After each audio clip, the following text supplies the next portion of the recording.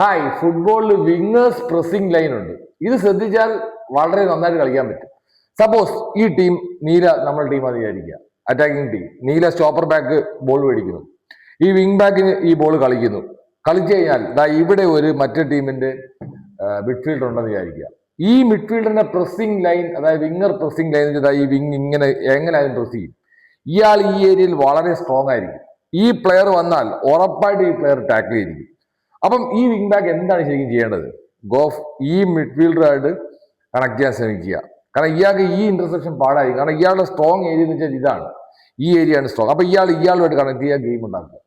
ഇനി തിരിച്ചാണെങ്കിൽ സപ്പോസ് ഈ പ്ലെയർ ഇവിടെ നിൽക്കുകയാണ്, ഈ സ്റ്റോപ്പർ ബോൾ ഇങ്ങോട്ടേക്ക് കളിക്കുകയാണെങ്കിൽ ഇവിടേക്ക് ബോൾ മേടിച്ച് ഇങ്ങോട്ടേക്ക് പോകാം. കാരണം എന്താണ്?